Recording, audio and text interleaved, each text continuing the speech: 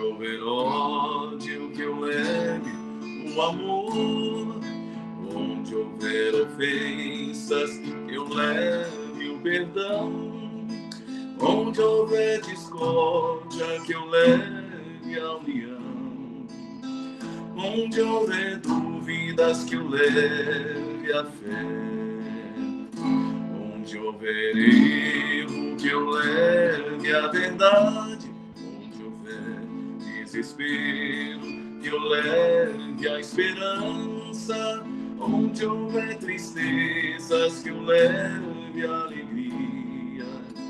Onde houver trevas, que eu leve a luz. Ó Mestre, fazei que eu procure mais consolar que ser consolado, compreender que ser compreendido, amar que ser amado, pois é dando que se recebe, é perdoando que se é perdoado, e é morrendo que se vive para a vida eterna.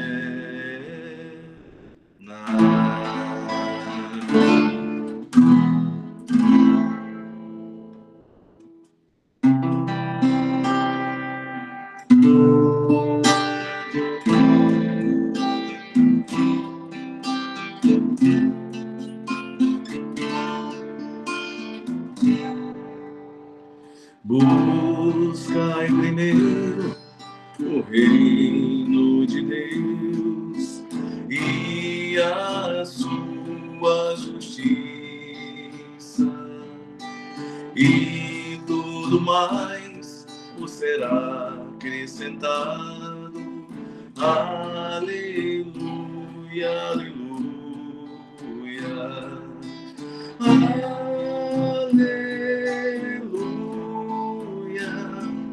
aleluia, aleluia.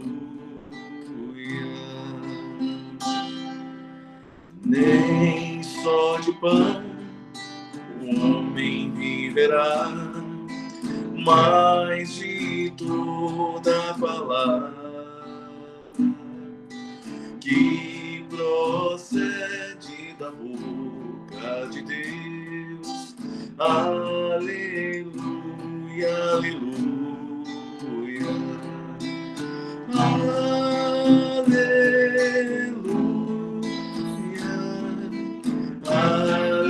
aleluia, aleluia.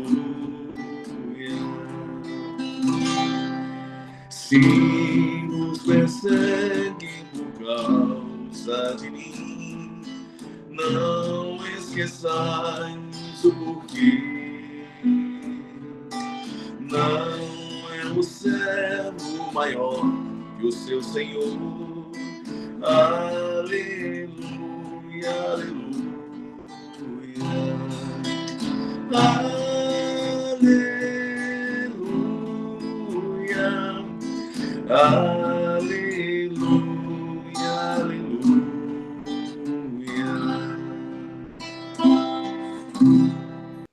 Sejam todos muito bem-vindos aqui mais uma vez nesta sala, né? Para quem não me conhece, meu nome é Rose e hoje eu estou aqui na condução desse tratamento, desse trabalho, desse aprendizado, né? Sempre gosto de lembrar. Se alguém quer saber, conhecer os trabalhos da nossa casa, os cursos que nós temos, os trabalhos assistenciais, é só clicar no site, entrar, lá tem todas as informações. Lembrando que como nós estamos quase no final do ano, falta pouco, os nossos cursos da doutrina espírita começam agora no ano que vem, né? Porque agora já está finalizando esse ano. Comecinho de fevereiro. O curso é grátis, é só fazer inscrição e participar, aprender, estudar, e é sempre importante a gente estar estudando. E mais importante ainda é aprendendo, né? Nós temos que estar sempre aprendendo. Então, vamos para a nossa escala de trabalho hoje, né? A harmonização, nosso companheiro Leon, que traz essas músicas belas e maravilhosas para todos nós, né? Deixando o nosso coração mais leve, lembrando que a música é uma prece, é muito importante a música. A leitura do Evangelho hoje, quem fará será a nossa companheira Joana Dark, é o capítulo 23, o item 7 e 8. A prece inicial, o Haldeni, que vai fazer para nós hoje, e hoje a explanação, a nossa companheira Terezinha, nossa irmã Terezinha, que fará, falando sobre o tema Por que tememos a morte? É muito bom esse tema para todos nós, né? E no final tem o passe, a fluidificação das águas e a prece final feita pelo nosso companheiro Volney. O Leão vai cantar mais uma musiquinha para a gente dar início. Leão, com você.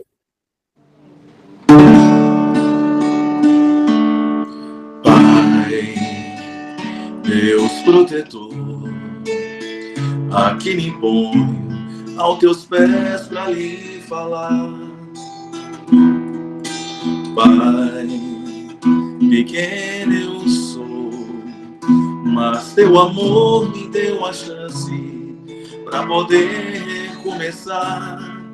Por isso peço em oração, ilumine meu caminho de cristão, que eu jamais esqueço que eu tenho em minhas mãos a doutrina da consolação. Pai, meu Criador, bênção maior, tesouro igual neste lugar não há.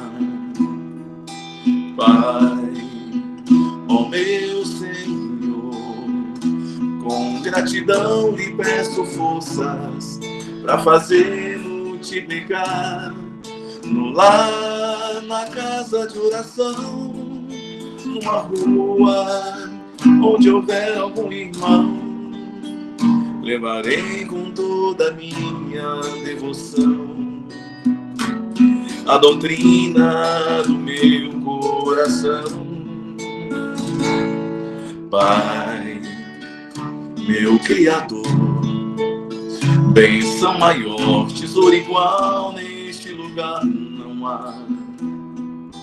Pai, ó meu Senhor, com gratidão lhe peço forças para fazer multiplicar no lar, na casa de oração, numa rua onde houver algum irmão, levarei com toda a minha devoção a doutrina do meu coração.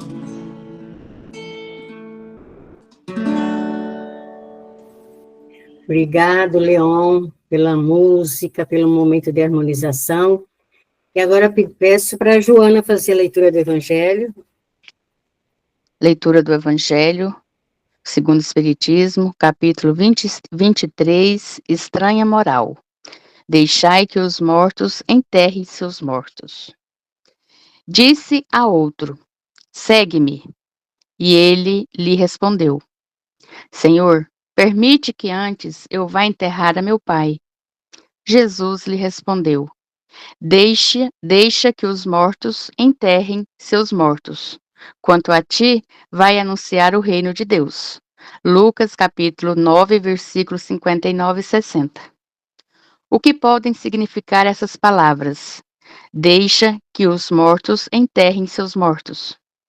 As considerações precedentes mostram primeiro que, na circunstância em que foram pronunciadas, não deviam exprimir uma blasfêmia contra aquele que considerava um dever de piedade filial ir enterrar seu pai. Ao contrário, elas encerram um sentido profundo que só um conhecimento mais completo da vida espiritual podia tornar compreensível. Com efeito, é a vida espiritual, a verdadeira vida. É a vida moral do espírito. Sua existência terrena é apenas transitória e passageira. É um tipo de morte, se comparada ao esplendor e atividade da vida espiritual. O corpo é apenas uma roupa grosseira que reveste momentaneamente o espírito, verdadeira corrente que o prende à gleba terrena, da qual ele fica feliz em libertar-se. O respeito que se tem pelos mortos não se prende à matéria, mas ao espírito ausente através da lembrança. É um respeito análogo ao qual se tem pelos objetos que lhe pertenceram, que ele tocou e que aqueles que o amavam guardam como relíquias. E isso que o homem daquela época não podia compreender por si só. Jesus ensina dizendo: não te inquieteis com o corpo, mas pensa sobretudo no espírito. Vai ensinar o reino de Deus. Vai dizer aos homens que sua pátria não está na terra, mas no céu, pois somente lá está a verdadeira vida. Que assim seja. Aldine, por favor, a prece inicial. Convido a todos neste momento a fechar os olhos, imaginando a figura do querido Mestre Jesus. Relaxemos e esqueçamos dos problemas materiais. Senhor, ensina-nos a orar sem esquecer o trabalho, a dar sem olhar a quem, a servir sem perguntar até quando, a sofrer sem magoar seja quem for, a progredir sem perder a simplicidade, a semear o bem sem pensar nos resultados, a desculpar sem condições, a falar sem ferir. Auxilia-nos, sobretudo, a reconhecer a nossa felicidade mais alta será invariavelmente aquela de cumprir os desígnios onde e como queira. Senhor, estamos reunidos em Teu nome, rogando vossas bênçãos para que possamos nos fortalecer e aprender e vivenciar os vossos ensinamentos, nos tornando melhor a cada dia. Te pedimos, Mestre querido, a vossa permissão para iniciarmos o nosso trabalho de hoje. Que assim seja. Que assim seja, graças a Deus. Agora eu passo a palavra para a Terezinha. Terezinha, é com você agora. Espero que todos estejam bem. Então, com toda essa preparação, com a música, com a prece, a gente já está também mais tranquilo, mais sereno, para podermos conversar sobre um tema do Espiritismo, né? E eu fui convidada para falar sobre esse tema. Por que tememos a morte? Então, como a Rose falou, é um tema realmente interessante, delicado. Tem pessoas que não gostam de falar sobre a morte, né? Tem gente que não gosta, não. Mas nós vamos ver aqui que com a visão, né, que o Espiritismo nos dá, o tema fica bem mais leve, bem mais tranquilo. Então, Kardec, ele explica, né, que o homem, desde as civilizações mais antigas, desde as civilizações mais primitivas, o homem sempre teve a intuição da vida após a morte. Sempre o homem teve isso, né? É uma ideia inata, uma intuição que o ser humano tem. E isso se verifica em todas as civilizações, em todos os tempos, em todos os lugares da Terra, em todas as culturas, né? Sempre houve essa intuição. Então, se o homem tem essa intuição tão forte, né, da continuidade da vida, por que que o homem tem medo da morte? Por quê? Né? Porque, na sua grande maioria, os homens têm medo da morte, né? Então, nós vamos conversar um pouquinho o porquê disso. Logicamente, não vai dar para explorar muito por causa do nosso tema, mas nós vamos conversar um pouquinho. Bom, um dos motivos é uma lei criada por Deus. Dentro dessas leis que Deus criou, leis perfeitas, né, que regem as nossas vidas, tem uma que chama-se instinto de conservação. Deus criou essa lei, instinto de conservação. E o que é o instinto de conservação? É essa força que nós temos, uma força natural que nós temos em nós, em que nós fazemos tudo para preservar a nossa vida. O ser humano faz tudo para preservar a sua vida. As pessoas se protegem dos perigos, né? Procuram não se expor em situações onde possam correr risco de vida. É uma coisa automática no ser humano. É automático, né? É como um exemplo, assim, desse instinto, por exemplo, se alguém vai atirar alguma coisa em nós, instintivamente a gente não raciocina. Ah, ele está atirando uma coisa em mim, eu vou me desviar. Não tem raciocínio. É instintivo. A gente se protege, a gente se desvia uma pedra, seja o que for. É uma coisa automática, né? Porque é uma lei natural criada por Deus, né? Aquelas pessoas que praticam aqueles esportes radicais, que estão sempre arriscando as suas vidas, eles não estão agindo dentro de uma lei natural. Não é natural se expor voluntariamente ao perigo. Eles estão fora dessa lei natural. Tanto é que são em minoria, são poucas as pessoas que fazem isso, né?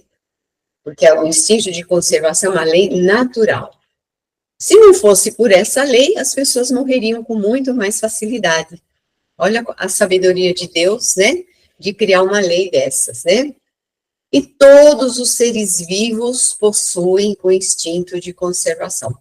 Até as plantas têm um certo instinto, né? Quando você põe uma plantinha na janela, a plantinha se vira para o sol, né? Ela procura a luz do sol.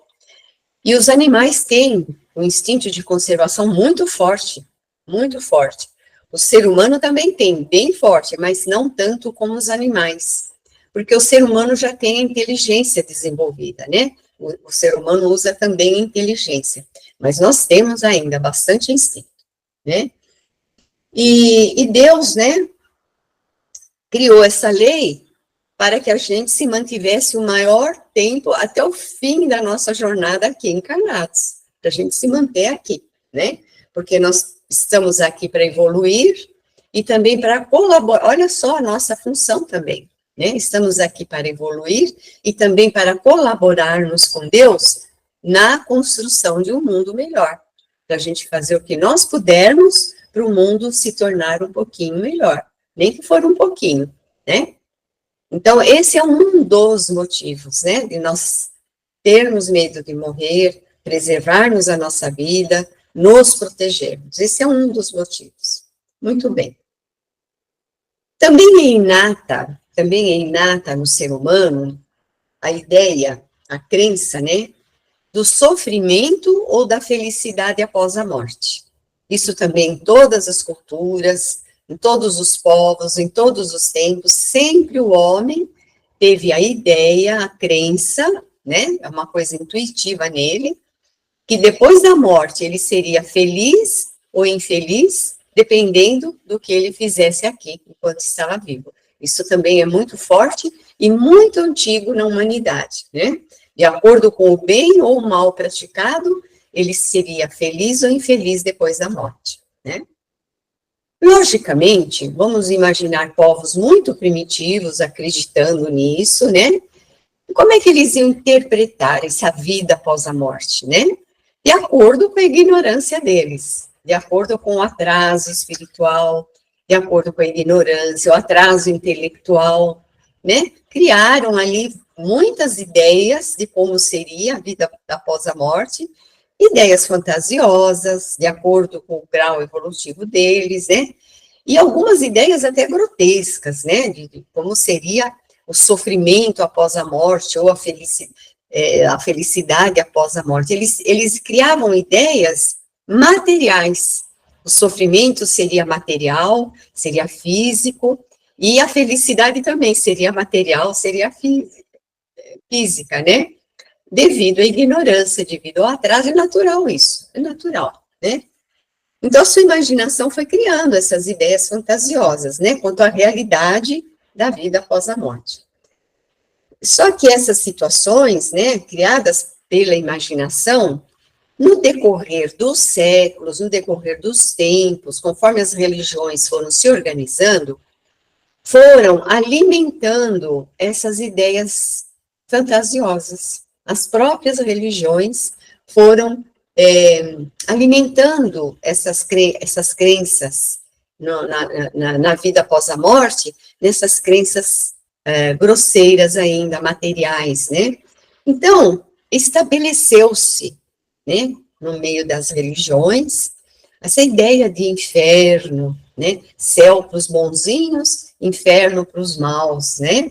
Quem era mau vai para o inferno e vai lá ficar queimando naquele fogo do inferno, né? Queimando eternamente e sem se consumir. Olha que sofrimento terrível, né? Se Deus tivesse criado isso, ele seria um Deus cruel, né? Uma pessoa que errou vai para o inferno e nunca mais vai sair de lá, vai ficar eternamente sendo queimado por um fogo que não o consome.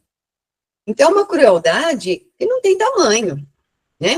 Se Deus tivesse criado isso de verdade, Deus seria um Deus muito cruel, né?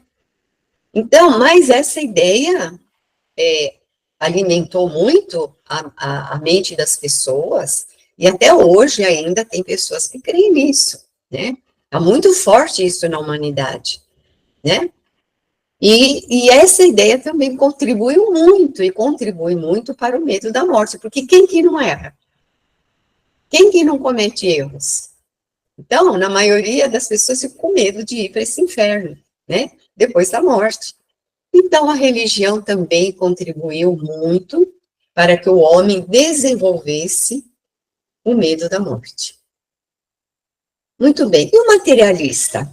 O materialista que é ateu, não acredita em Deus, não acredita na vida após a morte, não acredita no espírito, será que ele tem medo de morrer? Né? Então, as ideias materialistas também não contribuem para diminuir o medo da morte. Não contribui. Por quê?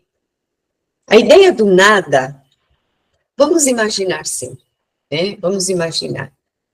A gente nasce, a gente tem fases de sofrimento, tem fases de felicidade, momentos de alegria, momentos de tristeza.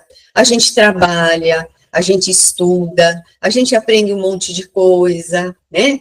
A gente conquista algumas qualidades morais, a gente desenvolve a inteligência, a gente tem as pessoas que a gente ama, né? As pessoas que a gente ama, os amigos, os familiares e tudo mais. Aí quando morre, some tudo. Desaparece tudo. Tudo aquilo que a gente fez, trabalhou, sofreu, viveu, vai para onde? Para o nada? Para o vazio? Então, é uma ideia angustiante. É uma ideia angustiante. Então, tem muitos homens, até famosos na história da humanidade, que sempre foram materialistas, ateus e tal, e que quando ia chegando o momento da morte, ficaram angustiados, passaram por medos e por angústias, né? Então, o materialismo também contribui para que o homem tenha medo da morte, né? Porque essa perspectiva do nada, do vazio, do nada, também não é nada confortadora, nada confortadora. Então, nós vamos ficar só com esses três, porque, logicamente, existem outros motivos, mas pelo nosso tempo, nós vamos ficar só com esses três motivos aqui, né? Então, o instinto de conservação, que é uma coisa natural, a gente não querer morrer antes da hora, né? Os dogmas religiosos, que criaram toda essa ideia aí, terrível, né? Do sofrimento após a morte, e o materialismo, né? Vamos ficar só com esses três. Aí, Allan Kardec, no livro Céu e Inferno, ele diz assim, né? Ele declara que o medo da morte vai diminuindo na medida em que a certeza, não a crença, não simplesmente a crença, mas a certeza na continuidade da vida, né, e nas condições da vida após a morte, vão ficando mais claras para o homem, para o ser humano. Quando essas ideias da vida após a morte, da situação dos espíritos após a morte, forem ficando mais coerentes para a inteligência do homem, ele vai perdendo o medo da morte, né? Então, é o conhecimento e não simplesmente a crença que vai fazendo com que o homem vai perdendo o medo de morrer quando chegar a hora dele. Não querer morrer antes, mas quando for chegando a hora, o momento da morte, ele vai ficando tranquilo. Quando ele tem esse conhecimento que mostra para ele, de uma forma coerente, de uma forma lógica, né, como que é a vida após a morte, né? Essa é a orientação que Kardec dá, né? Então, olha, tem algumas coisas, assim, muito importantes para a gente aprender e memorizar, né? Segundo o Espiritismo, está lá no Livro dos Espíritos, está na Gênese, né? No Evangelho também. Segundo o Espiritismo, não existe no mundo espiritual local de sofrimento e local de felicidade para os espíritos. Não existe, né? Kardec explica assim, os espíritos, né, estão por toda parte, né? Os espíritos estão por toda parte. E onde eles vão, eles levam o seu sofrimento ou a sua felicidade, aonde eles estiverem. Não é o local que é um local de sofrimento. O sofrimento está no espírito. E aonde o espírito for, ele leva o seu sofrimento ou a sua felicidade, se ele for um espírito feliz. Kardec dá um exemplo bem interessante. Ele fala assim, 2 espíritos podem estar lado a lado, no mesmo ambiente. Um pode estar se sentindo no céu, o outro pode estar se sentindo no inferno, dependendo do que ele tem dentro de si, dependendo do que ele carrega na sua consciência, né?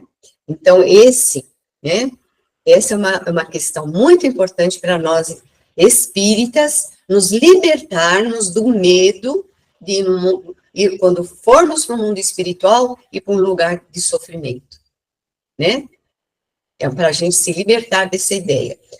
Esses ensinamentos, para quem quiser se aprofundar, está no Livro dos Espíritos, na questão 1011 e questão 1012. Está bem lá com todas as palavras. E tem também a Revista Espírita, de março de 1865, tem um texto de Kardec, e o título do texto é Onde está o céu? É um artigo muito bom, né?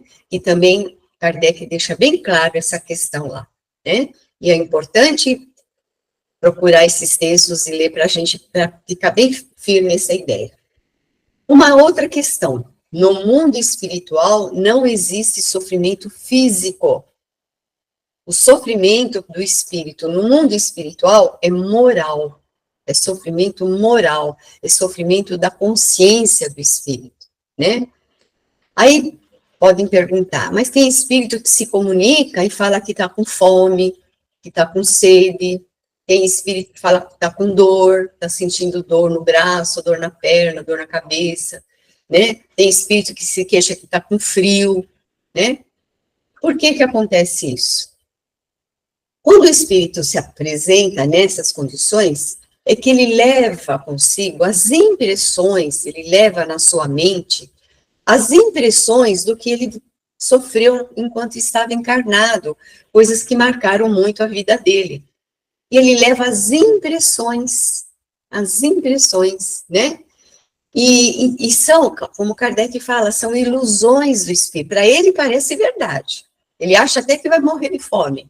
Está no mundo espiritual e acha que vai morrer de fome, né? Mas é uma ilusão do espírito.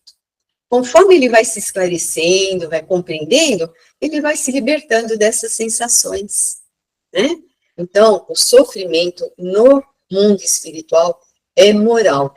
E o sofrimento é moral, esse sofrimento moral é consequência, olha que importante, isso está lá no livro A Gênese também, por isso que é importante estudar as obras de Kardec. A gente vai se libertando de muita coisa, né? O sofrimento moral que o espírito vive no mundo espiritual é consequência das imperfeições morais que ele ainda não superou, enquanto estava encarnado. Olha a importância da gente aqui encarnado, né, já procurar perceber em nós tudo que a gente precisa melhorar, tudo que a gente precisa se modificar, porque é isso que vai fazer a gente sofrer no mundo espiritual. As imperfeições que a gente não venceu, né? Olha como é importante a gente saber isso para a gente se trabalhar melhor, né? O nosso egoísmo, o nosso orgulho, a nossa vaidade, a nossa arrogância, né? A gente começar a se conhecer e a gente se trabalhar nesse sentido, né? Então, é um sofrimento moral que o espírito vive, mas sempre pela bondade de Deus, né? Deus é justo, mas ele é infinitamente justo, mas é infinitamente bom também, né? Sempre o espírito tem a oportunidade de reformular seus pensamentos, reformular sua caminhada, mudar seu modo de pensar, se renovar, se melhorar, para sair daquele sofrimento. Sempre com essas oportunidades, né? Muito bem. Então, o que o espírito fica fazendo no mundo espiritual quando ele desencarna, né? Aqui o pessoal fala, descansou. Não descansa, não tem descanso nenhum, né? Pelo contrário, tem muita atividade. Então, o que o espírito fica fazendo na erraticidade? Erraticidade é quando o espírito vai para o mundo espiritual, mas ele ainda precisa voltar a encarnar, né? Erraticidade não é porque ele fica cometendo erros, não. Tem espíritos de todas as categorias na erraticidade. É aquele espírito que ainda precisa voltar a reencarnar. Então, o que ele fica fazendo lá? Ele fica avaliando a existência dele, as outras encarnações, a última encarnação, o que ele fez, o que ele deixou de fazer, né? Os erros que ele cometeu, as coisas boas que ele fez, fica fazendo toda uma avaliação da sua existência, toda uma avaliação da sua trajetória como espírito imortal, né, nas encarnações. E a partir disso, ele começa a projetar uma nova encarnação, né? Projetar uma nova encarnação, com o objetivo de vencer aquelas imperfeições que ele ainda não venceu, e continuar evoluindo, continuar a sua caminhada evolutiva. É isso que ele fica fazendo na erraticidade, quando ele desencarna. Lógico, nós estamos falando de espíritos do modo geral. Tem espíritos tão atrasados, né, tão imperfeitos ainda, encarnam, desencarnam, nem sabem o que está acontecendo com eles, né?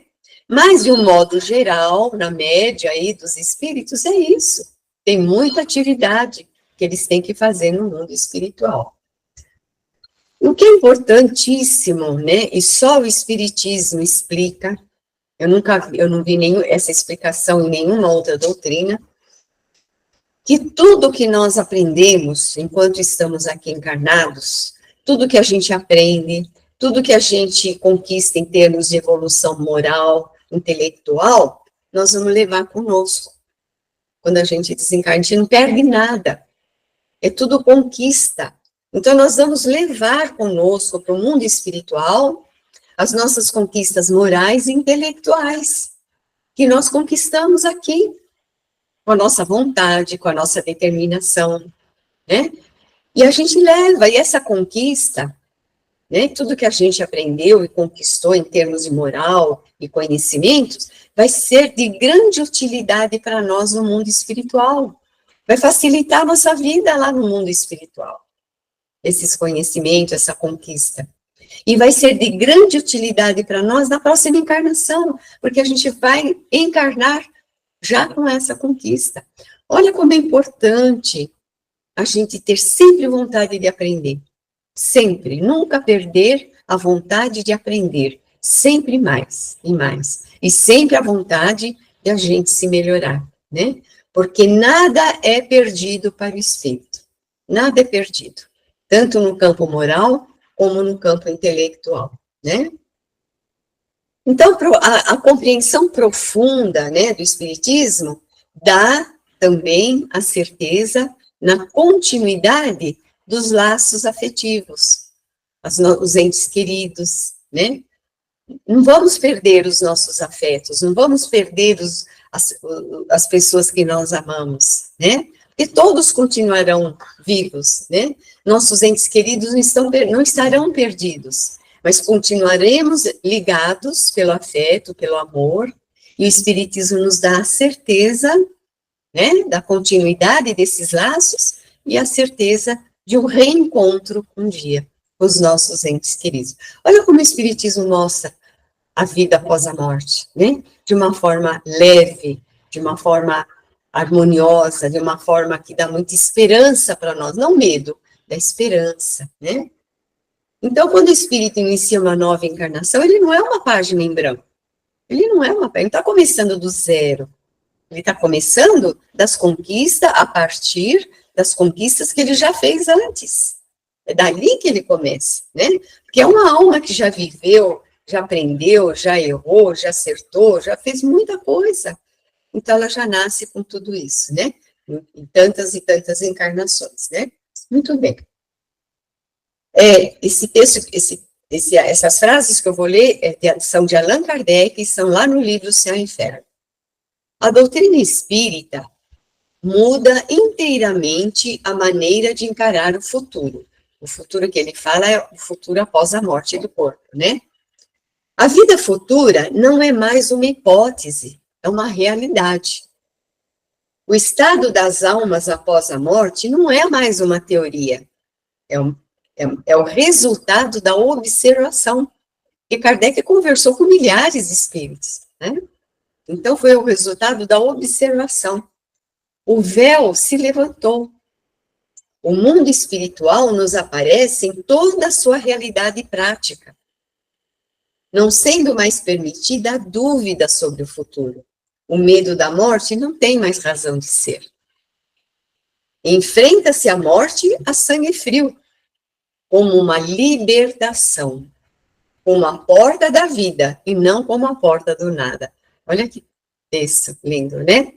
Essas frases estão no livro Céu e Inferno, capítulo 2, e o título do texto é O Medo da Morte. Então, quem quiser entender com mais profundidade, vão lá no livro, leia o texto com cuidado, né? É um texto maravilhoso, né? Então, mas com tudo isso, o homem, o espírita que estuda, não vai querer partir antes da hora, não.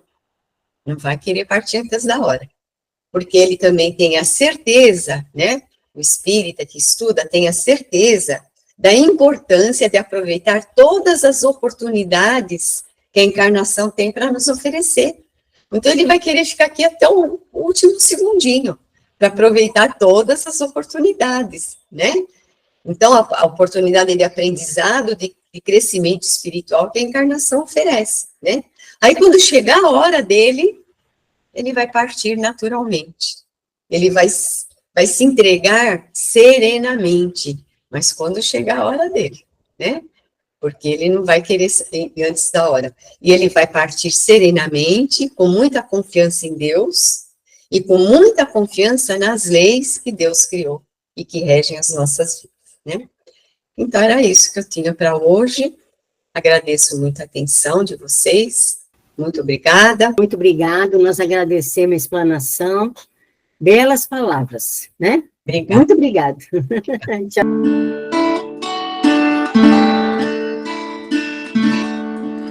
A melhor oração é o amor. A melhor oração é o amor.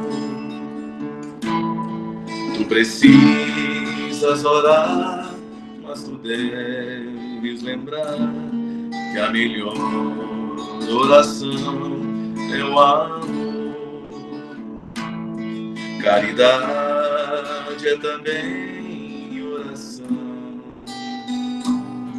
Gentileza, auxílio e perdão são as preces sublimes do teu coração. Gentileza, auxílio e perdão. melhor oração é o amor. A melhor oração é o amor. Tu precisas orar, mas tu deves lembrar que a melhor oração é o amor. Caridade é também oração. Gentileza, sim, e perdão são as preces sublimes do teu coração. Gentileza, auxílio e perdão.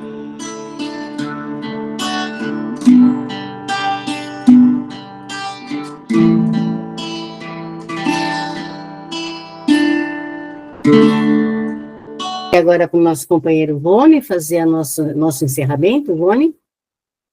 Meus irmãos, após a explanação do Evangelho, enriquece o nosso espírito, alimenta o nosso coração. Vamos agradecer a Jesus por mais esse momento em nossas vidas, de poder receber esse tratamento na noite de hoje, para que possamos estar em sintonia com toda a equipe de trabalhadores dos dois planos da vida que estão conosco. Vamos procurar numa posição bem confortável para o nosso corpo físico, procurando relaxar, fazendo uma respiração profunda, pausadamente, e de olhos fechados, vamos sentir a presença do Mestre Jesus nesse ambiente, sentir a sua energia penetrando por todo o nosso ser. Ela revigora o nosso corpo físico, alinha os nossos chakras, cura as nossas dores e fortalece o nosso espírito. Sintamos o nosso corpo leve, tranquilo, cheio de energias. O bem-estar invade a nossa alma.